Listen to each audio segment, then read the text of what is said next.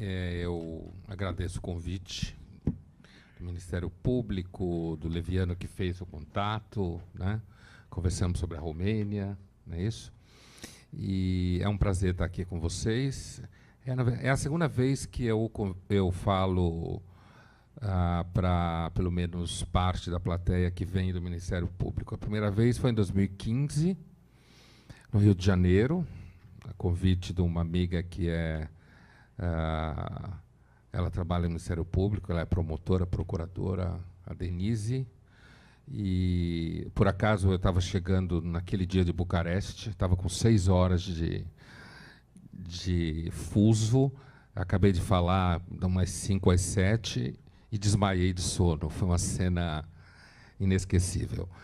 Na ida para o hotel, a gente foi olha, fuso, né? 6 horas de diferença. Mas foi um prazer lá, é um prazer estar aqui hoje, falar um pouco, aquilo foi 2015, né? De lá para cá muita coisa aconteceu, né? Assim, eu pensei em falar um pouco, basicamente, duas frentes, assim. Uma frente é um olhar um tanto mais filosófico, do lugar em que, olhando de fora, é claro, não sou nem técnico em lei, nem filosofia do direito, nem Ministério Público, um olhar um pouco técnico do lado de fora, do lugar que o Ministério Público ocupa, e olhar esse que foi justamente o meu objeto de conversa lá no Rio de Janeiro, no Ministério Público do Rio, e depois falar mais sobre o momento político, e um olhar um pouco político, levando em conta, inclusive, a exposição que o Poder Judiciário como um todo, e todas as suas dimensões, incluindo o Ministério Público, começa a ter, e que me parece muito importante que vocês tenham isso em mente, né? Porque no mundo contemporâneo da mídia e das mídias sociais, uma vez exposto, para sempre exposto, né? Mesmo que você comece essa exposição num lugar de agenciamento do que a gente pode chamar de justiça, grosso modo, ou busca da verdade, esse mesmo lugar ele pode começar a sofrer transformações e variações do ponto de vista da recepção. O que é recepção, que eu estou chamando de recepção? Recepção, em teoria de mídia, significa aquele que recebe a mensagem, né? Quem está em casa, ou quem está na frente do computador, quem está ouvindo rádio, quem está lendo jornal. A gente chama esse sujeito de receptor. E a transformação que uma mensagem vai passando e a forma como esse receptor vai recebendo essa mensagem, hoje em dia é saturado de informação e, portanto, você pode, em 2 minutos, ir de um agente indiscutível do bem a um possível sujeito suposto de pressões políticas de todos os tipos. Isso significa que você pode ir do céu ao inferno em 5 minutos. Porque, no mundo contemporâneo, altamente atravessado pela informação e pela transparência, aqui, quando eu digo transparência, eu não quero dizer verdade exatamente, a gente sabe que em filosofia essa palavra verdade você usa sempre com muito cuidado, mas imagino que em direito também, senão não existiu direito, inclusive, né, se a verdade fosse encontrada na rua, na esquina. Então, assim, existe no mundo que a gente vive, saturado de informação, saturado de mecanismos de informação, saturado de mídias sociais, a tendência é que fique cada vez mais atravessado por várias versões.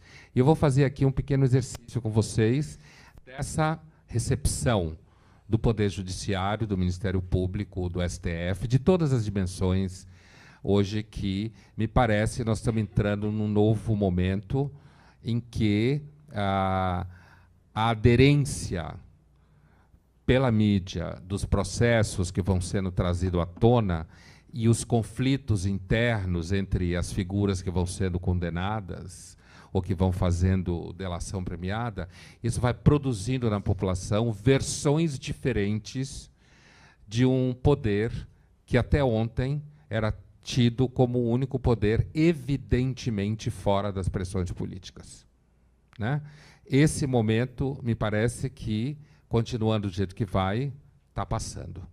está começando a passar, e isso tem um preço. E eu acredito, a minha impressão é que quem trabalha no Ministério Público, no Poder Judiciário como um todo, seja em cargos concursados, principalmente os que trabalham em cargos indicados, precisa ter noção disso. O que às vezes pode não parecer tão evidente, quando você está acostumado com o seu dia a dia, com a evidência do seu objeto de trabalho, com a importância dele, com a missão social que ele tem. E aí eu lembro que a gente conversava no Rio, aparecia muito a palavra hipossuficiente, sujeito, né, cidadão hipossuficiente e tal. E assim, tem um filósofo inglês, que no Brasil a gente não conhece muito ele, mas na Inglaterra ele é muito conhecido, chamado Michael Oakeshott. Esse Oakeshott, você Google fácil, né? Parece carvalho a palavra em inglês, carvalho, oak, só que tem E-S-H-O-T-T, Oakeshott, Michael Oakeshott. Ele viveu no século XX, foi professor, inclusive, de filosofia do direito, trabalhou tanto em Cambridge como Oxford, quanto na London School, onde ele encerrou a vida acadêmica dele. E ele tem um livro muito interessante chamado Políticas da Fé e Políticas do Ceticismo, sem tradução, em que ele faz um exercício que me parece muito interessante, apesar de que ele está falando basicamente de direito anglo-saxão e europeu, a gente está longe do direito anglo-saxão, mas é muito interessante para a impressão, a imagem que eu tenho que o Ministério Público tem de si mesmo. Tá? Primeiro eu vou falar disso e depois eu vou voltar ao tema da política. Na obra específica do Michael Oakeshott, Políticas da Fé e Política do Ceticismo, ele diz que existem duas formas de você abordar a política. E aqui política não entendam política partidária só. Tá? É política entendida como a organização do poder na sociedade e que, portanto, passa, pelo menos, no mínimo, pelos 3 poderes da República. Tá? Portanto, não é para pensar só no PMDB ou no PT quando a gente está falando de política. Aqui, no caso do Políticas da Fé e Política do Ceticismo. Ele vai dizer que existe, numa ponta, uma tendência a você ser cético em termos de organização, gestão e reflexão e prática do poder. Ele chama de política do ceticismo. E na outra extremidade existe uma tendência a você, que ele chama de políticas da fé, a você crer na capacidade imaginativa e criativa da razão humana na lida com o poder. Trocando em miúdos é o seguinte: quem adere à política do ceticismo acha que, por exemplo, em termos legais, a função do direito é basicamente manter a ordem pública. Não é pensar a sociedade como ela deve ser, nem refletir sobre a natureza de um mundo como ele deve ser, nada de deontológico, na verdade, no sentido kantiano, né? E sim manutenção da ordem, redução da violência, levar em conta hábitos e costumes, a própria noção de jurisprudência. Ele coloca isso do lado das políticas do ceticismo. Uma posição cética em relação à política normalmente produz um olhar conservador sobre a política. E é isso que aconteceu. O Tory, Partido Conservador Inglês, vem do ceticismo do David Hume no século XVIII. Aqui no Brasil, quando a gente pensa no termo conservative, acha que a gente está falando, sei lá, de reacionários, vários tipos. Na tradição inglesa, a posição Tory, como eles chamam, conservadora, vem da dúvida com relação à racionalidade política. O que é racionalidade política? A capacidade que a gente teria de imaginar mundos melhores e colocar essa imaginação em prática. Na hora que a gente coloca essa imaginação em prática, é pior, porque dá em coisa pior. É o que eles chamam na Inglaterra de closet theories, teorias de gabinete. Pessoas ficam no gabinete imaginando como o mundo deve ser, como o cidadão deve ser, como o direito deve ser, como a igualdade deve ser, como a liberdade deve ser, e começa a produzir instrumentos legais ou políticos, ou seja lá o que for, para se chegar a isso. Tem outro filósofo inglês, esse não, na realidade não inglês, de nascimento, letão, Isaiah Berlin, que chamava isso de liberdade positiva. É aquela liberdade inventada pelo aparato legal, e não dada nos hábitos e costumes ancestrais, né? As políticas da fé, elas tendem ao contrário desse movimento cético. Aqui fé não é fé no sentido de acreditar em Deus, claro, né? Elas tendem ao contrário, elas tendem a um olhar criativo, a uma fé na capacidade racional de criar mundos, a uma fé na capacidade racional de produzir aparato legal, aparato político, educativo também, que surja de teorias de pessoas preparadas, inteligentes, estudiosas, no melhor dos casos, de como o mundo e as pessoas devem ser. O ceticismo, no caso aqui, está aplicado à dúvida com relação à nossa capacidade de compreender a sociedade. E, portanto, é melhor pisar no freio, né, nas invenções. As políticas da fé estão do outro lado, estão associadas à crença na nossa capacidade de produzir mundos diferentes e cada vez melhores. Me parece que, pelo menos, a imagem que não só para mim, mas que transparece para grande parte da população, é que se a gente pensar na função do Ministério Público, ele tende mais para a segunda posição do que para a primeira posição, né? No sentido de ver a sua função não apenas como uma função de garantir a sustentação da norma, digamos assim, mas ver a si mesmo como instância civilizadora, né? A lei como instrumento de civilização. E é claro que quando você pensa na lei como instrumento de civilização, de produção de civilização, de melhoria de civilização, de imaginação de como as pessoas devem ser, você está perto da posição das políticas da fé. Do ponto de vista do Michael Oakeshott, essas duas posições, elas são as posições que definem o debate político, no sentido de poder como um todo, no mundo moderno e contemporâneo, né? É uma espécie de gradiente em que o cético total está de um lado e aquele que tem fé total na sua capacidade de regenerar o mundo, digamos assim, né, de redimir o mundo, está do outro lado. E o interessante é que, na mesma obra, o Oakeshott vai falar, então, do que ele chama de nêmesis, né? Ele usa uma figura famosa, né? A nêmesis, deusa grega, que tanto faz justiça quanto vinga, né? Portanto, um tanto cruel. O âmbito da nêmesis é muito diferente do âmbito da misericórdia bíblica, né? Na nêmesis não há perdão, né? No máximo você pode empatar o jogo, só isso, né? E a gente sabe que ela é uma figura... Bom, não é só ela, os deuses gregos são todos meio esquisitos para a sensibilidade bíblica, né? Que Jesus é um cara legal e tal, tem toda aquela imagem. Os deuses gregos são meio loucos, de certa forma, né? Mas, assim, ele vai usar a imagem da nêmesis como uma metáfora para dizer o seguinte.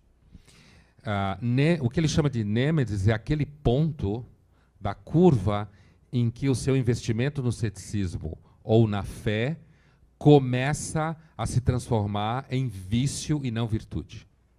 Então, o que ele chama de nêmesis é aquele ponto, uma espécie de break-even point, assim, em que a virtude de duvidar dos excessos, no caso do cético, e a virtude de acreditar na capacidade de regeneração, no caso da fé, o momento em que essa virtude começa a atingir o nível de vício, né?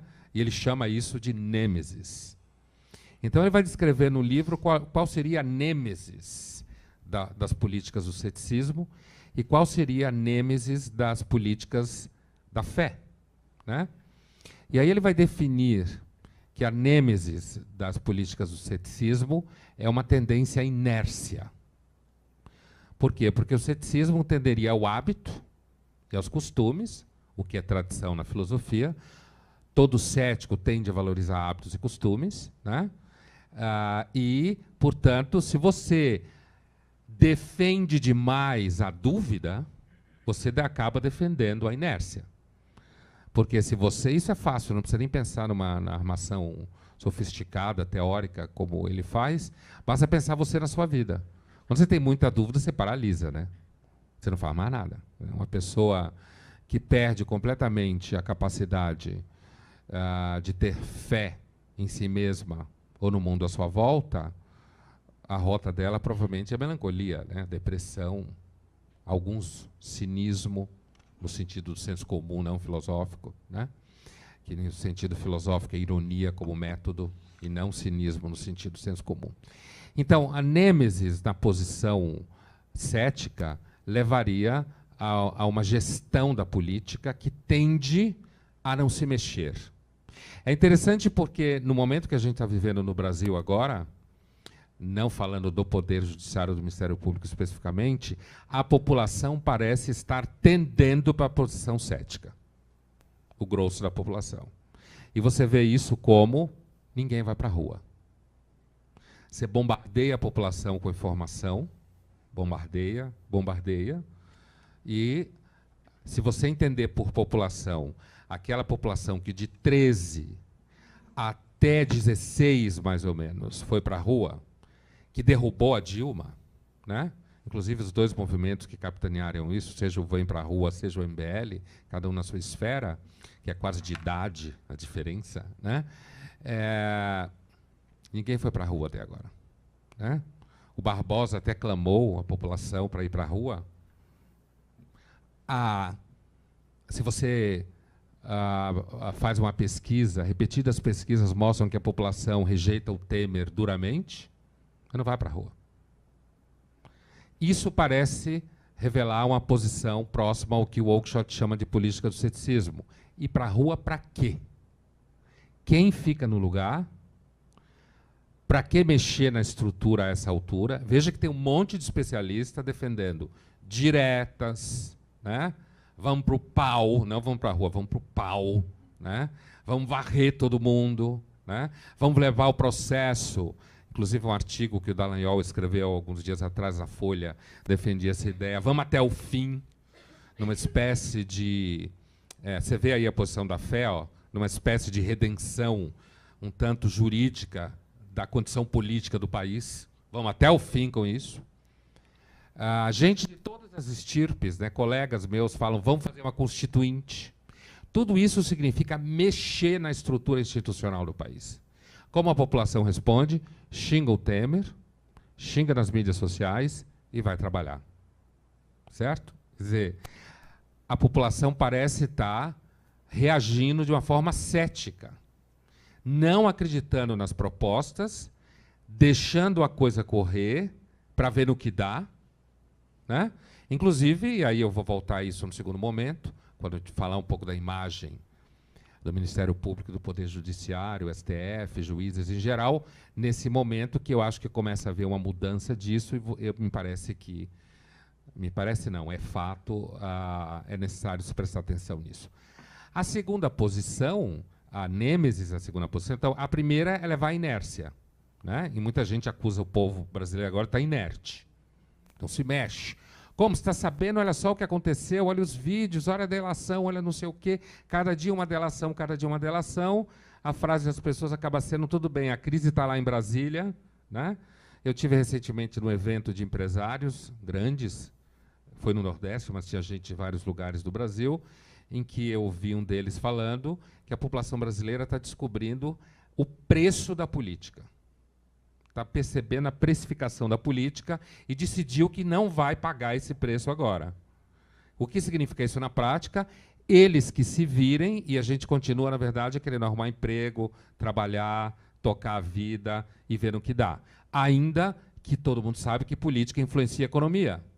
Mas existe aí um break-even point em que a política pode entrar num voo cego, entrópico. Como a eleição é 18, está muito perto, ninguém nem sabe quem é candidato, ninguém nem sabe quem vai poder ser candidato, né? Ainda tem esse aspecto, né? Se alguém vai se tornar inelegível até lá. Então, a posição da população brasileira agora, apesar de parecer meio estranha, do ponto de vista de filósofos como Oakeshott, é uma posição que se reconhece nela uma racionalidade da dúvida. Na dúvida, eu faço o mínimo possível. E continuo fazendo o que eu consigo fazer no meu dia a dia próximo de mim. No que eles chamam de little platoons, nos pelotãozinhos em que eu vivo. Eu vou tocando minha vida, já que no grande arco do poder a situação está muito insegura, instável, ninguém sabe o que fazer. A nêmesis das políticas da fé, do outro lado, se as políticas do ceticismo levam à inércia e leva a uma certa parada quase total, e o preço que se paga por isso, porque nem todo mundo para, né? As políticas do ceticismo levam a uma excessiva crença na própria capacidade de entendimento do total da realidade. O que significa isso? Significa eu, como pessoa, como instituição, achar que detenho todas as informações e todas as ferramentas necessárias para fazer a transformação que eu desejo. Se a inércia é, digamos, o pecado da política do ceticismo, a vaidade é o pecado das políticas da fé. Vaidade não no sentido banal da palavra, mas vaidade na própria capacidade de instrumentalização da realidade e de transformação dela, né? Eu lembro outro dia, um curso que eu estou dando na Casa do Saber sobre esperança, e aí a gente estava num dado momento lá discutindo verdade, não sei o quê, que é um seminário aberto, um produto novo da Casa do Saber, longo, em que os alunos podem falar bastante. Então, eu tenho alguns alunos na turma que são juízes. Então, no dado momento, uma juíza fala assim, não, para com isso, a verdade é o que consta nos autos. Falou isso, né, uma das alunas. Aí um outro aluno fala, uma outra aluna fala, mas e quem escreveu os autos? Né? Essa é a pergunta típica do mundo contemporâneo. Não, na verdade, ela já está na Grécia, se existisse essa formulação. Você já tem diálogo entre Platão e um sofista Teeteto, né? O famoso diálogo do Platão chamado Teeteto, em que esse problema acontece dessa forma, mas acontece essa dúvida. Afinal de contas, quem produziu a peça final que a instituição considera verdadeira? Está embutido aí a noção de credibilidade da instituição, né? A gente sabe, inclusive acabou de sair no Brasil um livro de um cientista político americano chamado Timothy Snyder, chamado Sobre a Tirania, muito bom, da Companhia das Letras, em que ele elenca vários itens de como combater a tirania, porque está todo mundo meio com medo a democracia está entrando no outro momento de recessão, né, como se fala, né, de certas dúvidas. E não há dúvida que é o melhor sistema que a gente conhece. Ele só é caro, lerdo, complicado, retórico, argumentativo, marqueteiro, ele é tudo de ruim que existe. Mas corrupto, mas todos os outros que a gente conhece são piores. Né? Todos são piores. Então você tem que defendê-lo sendo tudo isso com unhas e dentes. E aí fala o Snyder, um dos tópicos dele é o combate à tirania passa pela defesa das instituições. Você tem que defender as instituições e não as pessoas. Né? Por quê? Porque as instituições são receptáculos de ancestralidade, de tradição de muita gente. E a própria permanência no tempo é indicativo de alguma forma de valor.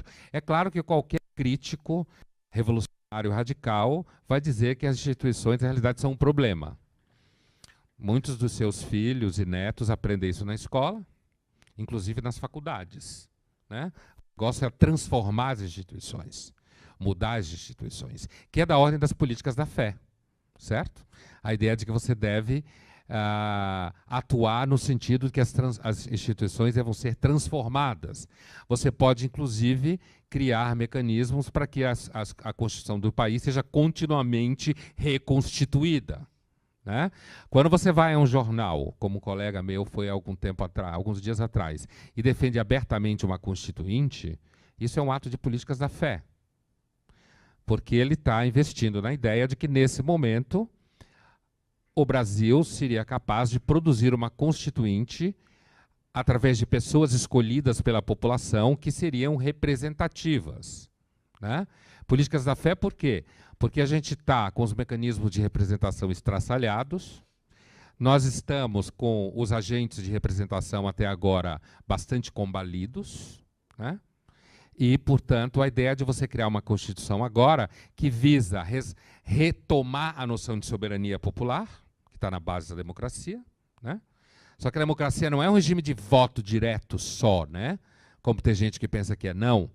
O voto direto é um dos instrumentos da democracia. A democracia, na verdade, é um regime de checks and balances, como se fala. Pesos e contrapesos.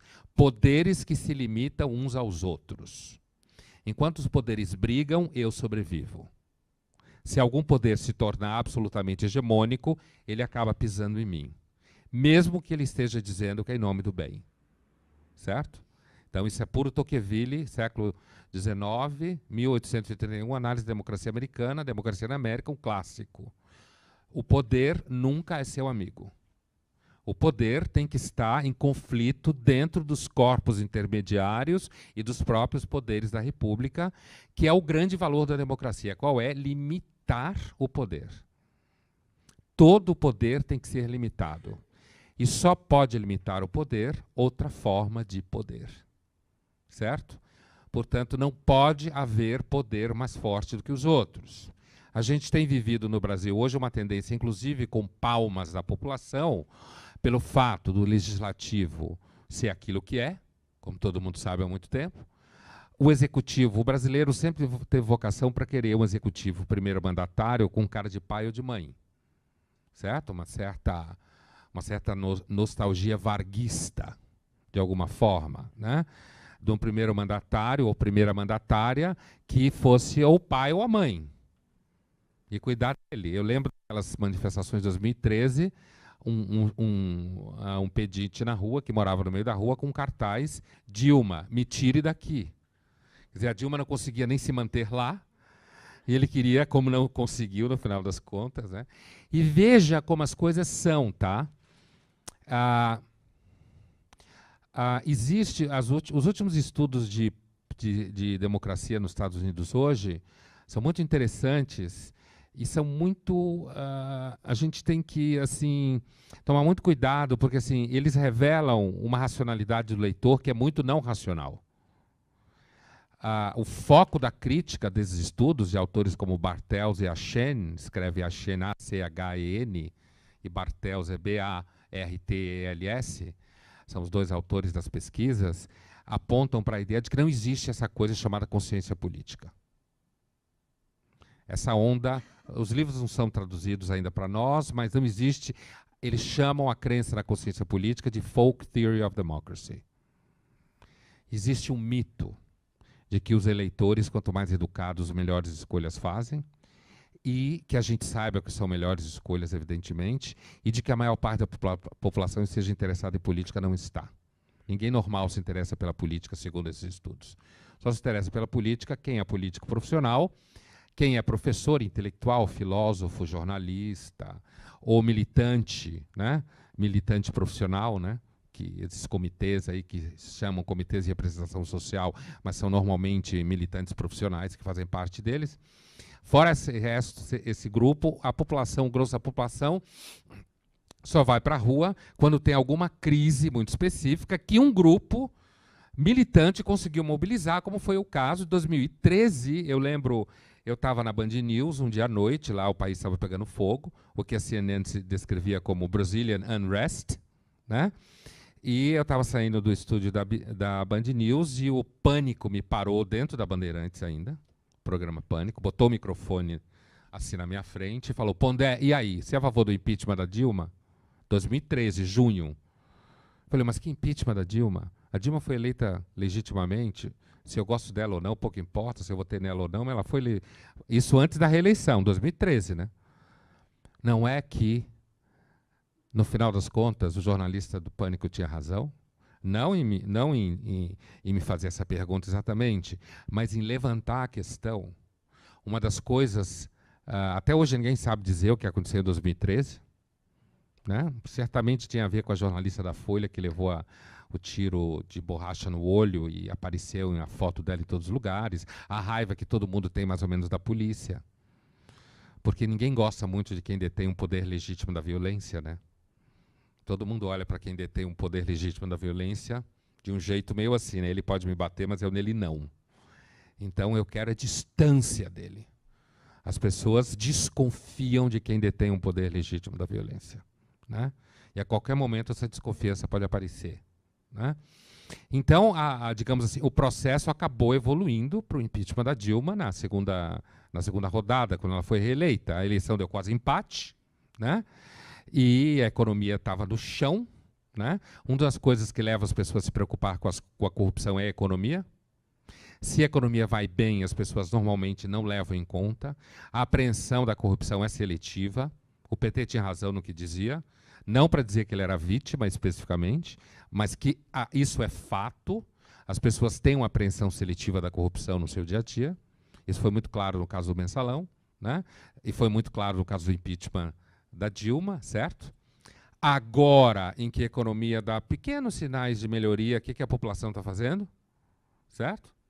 Fazendo vida de mercador, tá? Tocando de forma cética o seu dia a dia. Então, o que a gente tem hoje percebido é que os estudos de democracia estão começando a se descolar dessa percepção muito idealizada da democracia, né? Essa percepção de que a democracia é um regime que você faz com a mão, né? E percebendo que, depois de algumas décadas de democracia, inclusive nos Estados Unidos, que é a mais antiga, no modelo que a gente conhece de fato, apesar que o primeiro parlamento europeu foi na Islândia por volta do ano 900, muito louco, né? Tinha o quê? 10 pessoas lá, hoje tem 20, mas assim, 300 mil na verdade. E é o primeiro lugar onde se formou um parlamento conhecido, assim, de fato, onde as pessoas discutiam leis e tal, entre os vikings lá. Mas assim, de qualquer jeito, a gente está começando a amadurecer um pouco a percepção da democracia. E uma outra coisa também nessa linha é a gente está começando a engatinhar na percepção do impacto das mídias sociais nas funções representativas. E daí eu começo a me dedicar mais à segunda parte, né? Um pouco a percepção que eu acho que começa a aparecer na população, e não é eu que acho, isso já está sendo apresentado em pesquisa, e tem muito a ver com as mídias sociais. A gente não tem ainda capacidade de avaliar a soma total, entre aspas, do impacto das mídias sociais na vida política. A gente não tem ainda. Por quê? Porque não tem tempo hábil, né? E a primeira geração cozida em mídias sociais são chamados milênios. Eu imagino que tem milênios no Ministério Público, né? Os milênios normalmente dão dor de cabeça em todo lugar, né? Talvez em algum momento vocês terão que olhar para os seus milênios e milênias, né? No mundo corporativo está todo mundo de cabelo em pé com eles estão lá pelos 30 anos, 25, 27, 31, né? São acusados de não respeitar ninguém, serem muito ansiosos, tomam muito ansiolíticos, né? São muito obcecados com a felicidade, acabam infelizes, como normalmente acontece, quando você fica obcecado muito pela felicidade. E também tem essa geração Z, que o marketing inventou isso tudo, né? E a gente usa. A geração Z é gente que teria nascido do ano 2000 para cá, portanto tem no máximo 17 anos, e esse aí já nasceu com o celular no berço, junto com a mamadeira. E vive com os próprios milênios de 27, 28 anos, eu trabalho com muitos deles, inclusive, e então eles já falam, minha irmã de 15 anos, pode ser, não imagina, ela não tem noção nenhuma, tudo que está no celular dela, acha que é verdade. Tudo que aparece no celular dela, acha que é verdade. É a irmã de 25 falando da irmã de 15. Né? Não é uma senhora de 50 anos falando de alguém de 15. Né? Inclusive, esse é um fato interessante. A percepção do envelhecimento é cada vez mais nova. Cada vez mais jovem você se acha velho. Né? Não é à toa que as pessoas começam a fazer exames de colesterol aos 10 anos, 11 anos. Vai ao dermato com 17, com 22, porque não tem mais o corpinho de 15. Quer dizer, né? Bom, isso é outra história. Bom, essa coisa que eu falo das mídias sociais, a gente começa a perceber o impacto na eleição americana, cada vez mais, né? A gente começa a perceber o impacto aqui no Brasil, no movimento que derrubou a Dilma, tá? A gente percebe o impacto na última eleição da Theresa May, na Inglaterra, no Reino Unido, que ela achou que ia sair bem e levou um ferro enorme, porque os jovens que não votavam há muito tempo foram votar e 68% votou no populista Corbyn. Né? Lá você vê claramente a Theresa May quase paralisada, porque ninguém sabe o que fazer com o Brexit, com aquela decisão em cima de mentiras, fake news, que espalharam na época, com a população mais idosa que votou para a saída, né? Uma população jovem que vive graças à comunidade europeia não foi votar, que achou que não ia passar o Brexit, e agora passou e eles não sabem o que fazer com isso, e aí esses jovens votam no populista Corbyn, que promete dar tudo, universidade de graça, berço, casamento, né, amor, sexo, outra encarnação também paga pelo Estado, quer dizer, né, o Corbyn promete entregar tudo, e como a democracia nas crises tem vocação populista, as mídias sociais são uma ferramenta do populismo. Nunca houve a ferramenta populista como as mídias sociais. Populismo é solução fácil para problemas complexos. Essa solução fácil pode ter um nome, uma pessoa. E a gente está em 18 aqui, caminhando para a eleição de 18, há risco de populismo. Sem dúvida nenhuma há risco de populismo, porque a gente não tem nomes, né? A França recentemente saiu muito bem, tinha uma populista de extrema-direita de um lado, um populista de extrema-esquerda do outro, tipo Corbyn, que era o Mélenchon, na França, chamada França Insubmissa.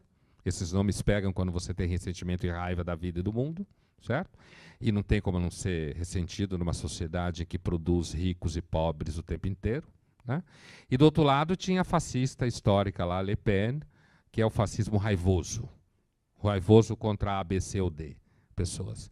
E a França, por sorte, tinha o Macron, que não é que é um nada, mas justamente por ser um nada foi bom, né?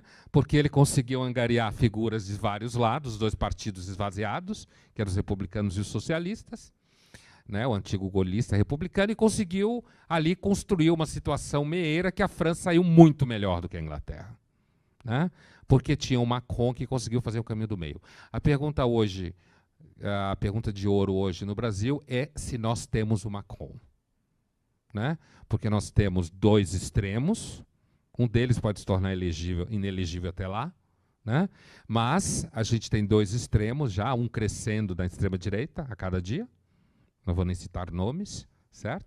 Todo mundo sabe, mas assim, se a gente tem alguma opção Macron no meio, né? Até agora a gente não tem, né? Nenhum nome que apareça. Mas, então, a democracia hoje ela passa por várias formas de estresse, e um deles tem muito a ver com a visibilidade das mídias sociais. E aí,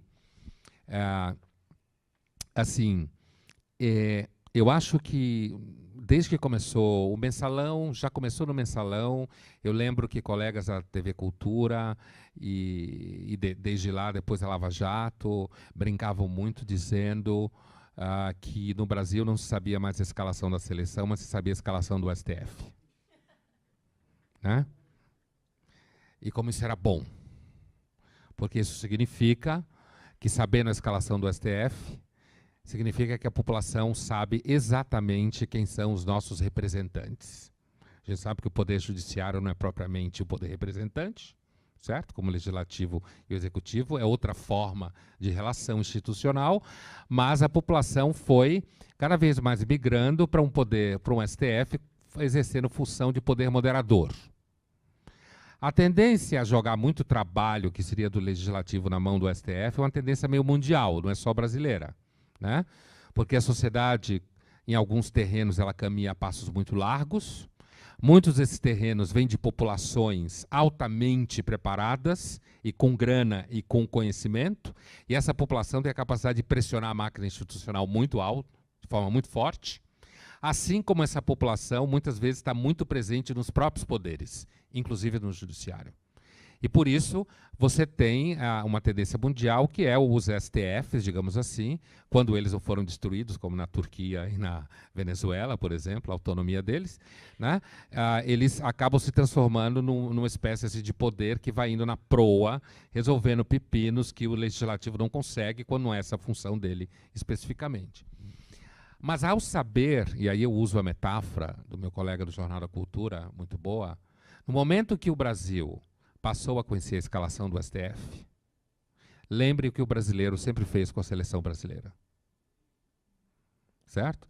A piada era, cada brasileiro é um técnico. Lembra do tempo que tinha futebol aqui? Né? Então, assim, cada brasileiro é um técnico. A exposição, e junto o Ministério Público, né? Todo o trabalho de investigação e de processos, né? E denúncias, né? Todo esse conjunto de elementos que muitas vezes a população não sabe muita diferença. Ministério Público, advogado, juiz, né? Fica parecendo que é tudo a mesma coisa, né? É tudo o povo da lei, né? Assim que parece, tipo xerife. É todo mundo xerife, todo mundo pode me prender. E todo mundo que pode me prender, eu olho de longe, né? Estou sempre querendo olhar de longe, porque se a figura pode me prender, então não é alguém que eu devo confiar muito, certo? Tem que tomar meus cuidados, né? A história do medo do monopólio legítimo da violência lá. No momento que a população sabia, ou sabe, a escalação do STF, significa a exposição do STF, do Ministério Público e de todo mundo que está envolvido no pacote. A prova é que começa a aparecer gente que quer chamar o Moro, é o campeão disso daí, para eleição. Jogar um juiz para ser presidente da República, coitado. Né? Política é para profissional, em política. Né? Mas isso já é a tendência, porque a população tem uma tendência a querer que o presidente seja alguém que ele acha que é santo. Tá? E você sabe que as pessoas tendem a ser extremamente infiéis àqueles que eles acham que são puros. Né? Então, assim, ao saber a escalação do STF, já começa a aparecer esses efeitos, começa a aparecer a pressão da mídia e da população sobre os membros do Poder Judiciário como um todo. E, junto a isso, o Ministério Público. Certo? O que significa essa pressão? A pressão na democracia é uma pressão que funciona o tempo inteiro como suspeita. O tempo inteiro como suspeita. Você começa a suspeitar de que, de repente, existe ali, e eu já tive chance de estar em certos ambientes de amigos que tinham juízes e promotores e tal, em que a fala era sempre assim, olha, suspeitar de concursado, não. Indicado até pode ser, concursado nunca. Quando você ouve esse tipo de separação, é porque ali já existe uma suspeita posta. Então, assim, o caso, a necessidade... O Flávio, né? Não, o Luiz? Tudo bom? Prazer em revê-los. Então, assim, quando você começa a ver figuras ligadas ao Poder Judiciário explicando coisas, ou se explicando, ou tendo que fazer afirmações do tipo, eu sou um fiel defensor da justiça, pode saber que quem está ouvindo isso já não está acreditando, certo? E quando você tem que falar isso, é porque já está se instalando a suspeita. Então, o preço pelo protagonismo dos últimos anos, o preço pelo investimento, pelo resultado da transparência. A transparência é para todos. Né? Assim, a transparência como resultado de recurso técnico, eu quero dizer. Né? Que é o que acontece muito hoje. Dinheiro deixa rastro. Tudo deixa rastro. Se você amanhã entrar numa loja, numa joalheria, e for comprar uma peça que custa 10 mil reais, e você disser para o vendedor que você quer pagar cash, ele vai saber com certeza das duas uma. Ou você está lavando dinheiro, ou você está comprando para quem não deve. Ou as duas coisas juntas. Ou as duas coisas juntas. Né? Ou as duas coisas juntas. Por quê? Porque você está evitando a transparência. O Dostoiévski, no século XIX, que era um sujeito que viajava muito porque ficava devendo dinheiro, né? Era viciado em jogo, amante e vodka, né? O tripé russo básico. E assim, até hoje. Então ele fugia muito de Moscou, de São Petersburgo, porque os caras queriam matar ele, né? Por isso que ele escrevia tão... Se eu observar os livros do Dostoiévski, não tem fim, né? Tudo meio chutado, assim, porque ele tinha que acabar, porque ele já tinha gasto o adiantamento de um e tinha que começar a escrever o outro. Mas como é Dostoiévski, todo erro é grandioso, né? Mas, assim, então ele passa um período em Paris e Londres, fugindo, ele escreve uns artigos para jornais, que ele tinha uma coluna no jornal na Rússia, e ele vai a uma feira de ciências que tem um castelo de cristal, onde tudo é transparente. E ele fala que o mundo do futuro, tudo seria transparente. Que inferno que seria. porque tudo fica exposto. Então, assim, e eu vou fechar por aqui para ouvir o Leviano e poder conversar com vocês um pouco. Algum tempo atrás, as grandes marcas de revista, eles fizeram um evento aqui em São Paulo para discutir a pós-verdade, né? Que vocês sabem muito bem o que é. E eu comentei isso com alguns alunos meus de pós-graduação em moda na FAAP, por acaso. E eles foram todos, eram cerca de 25 alunos, todos que falaram, as grandes marcas querem se defender de nós, né? Das mídias sociais, porque nós, na verdade, pomos ela em dúvida. Ou seja, as grandes marcas fazendo o evento, preocupadas com o fato de que fake news está solta. As pessoas que estão em mídias sociais, quase todo mundo, achando que as grandes marcas estavam querendo se defender, na verdade, do poder que o povo tem com as mídias sociais. As grandes marcas culpando as mídias sociais pela fake news e as mídias sociais culpando as grandes marcas por querer reservar seu poder de manipulação. Então, a exposição, e aí, assim, independente, muitas vezes, do teor objetivo daquilo que você faz, eu acho que se fala muito da morte da privacidade por conta das mídias sociais. Mas existe uma outra senhora ou senhorita em situação difícil por conta das mídias sociais, que é a objetividade. Se a objetividade nunca foi fácil de estabelecer, ou estabilizar, como se fala em epistemologia, agora ainda é mais difícil. No mundo da mídia em que a gente vive, em que a mídia e as mídias sociais vão produzindo versões cada vez maior das coisas, né? A dificuldade de você se manter distante do impacto da exposição é gigantesca. E por isso, o protagonismo do Ministério Público e o protagonismo do STF, de todos os níveis do Poder Judiciário, começa a pagar o seu preço. E quando o chamado cidadão da democracia olha para alguma coisa, ele olha sempre desconfiando, né? E ele começa a fazer as teorias conspiratórias, que às vezes é derrubaram o avião do Teori Zavascki. O Fachin foi eleito. O Fachin era do MST. O Fachin aceitou a denúncia do Temer muito rápido. Mas o processo do Lula é super lento. E aí vai, né? Quer dizer, e a gente tem que levar em conta que a recepção da mensagem nunca é aquilo que você acha que está emitindo, né? A mensagem passa por níveis hermenêuticos, como se fala, né, da hermenêutica, níveis hermenêuticos extremamente variáveis. E, portanto, a imagem, essa imagem, esse foco, quando a presidente Carmen Lúcia vai à mídia dizer que então, né, e vai criticar então a exposição excessiva, ou vão falar de outro que dá muita entrevista, né? A lei de você não deve dar entrevista, depois ele mesmo quebra a lei de juiz não falar demais, né? O que significa um juiz não falar demais, né?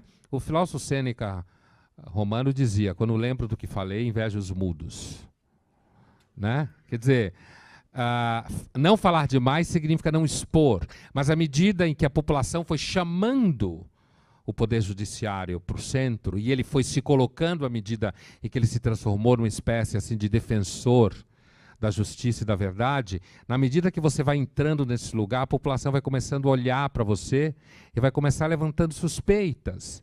E isso daí é meio inevitável.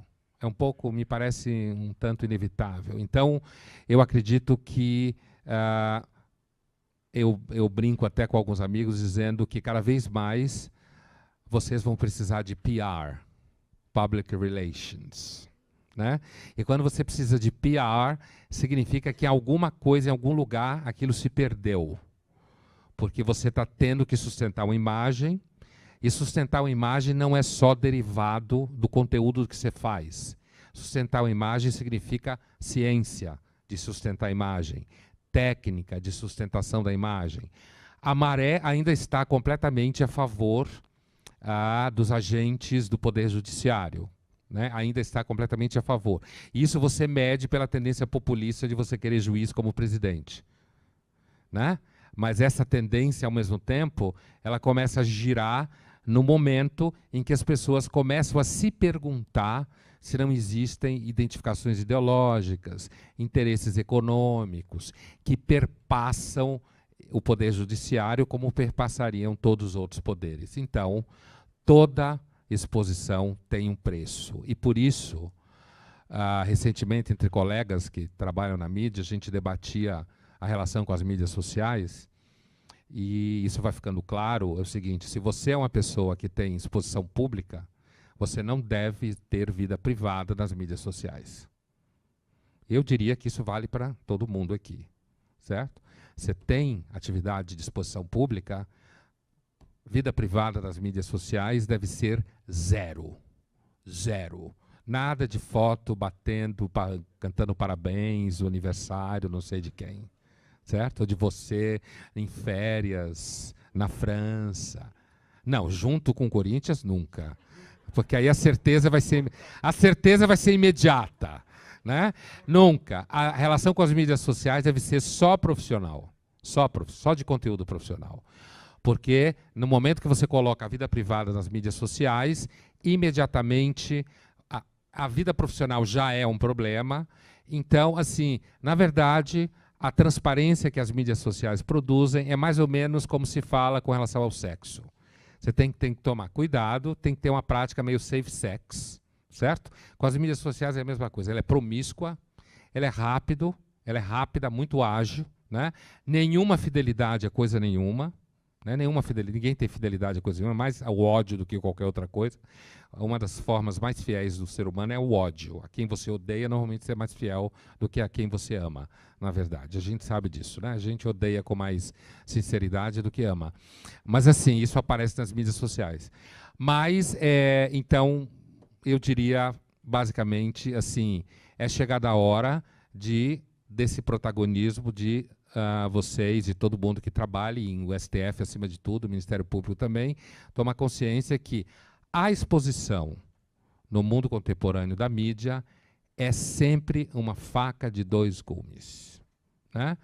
Você fica bem na fita, mas começam a querer filmar coisas de você e começam a fazer perguntas e, em algum momento, alguma coisa sempre pode aparecer. Né?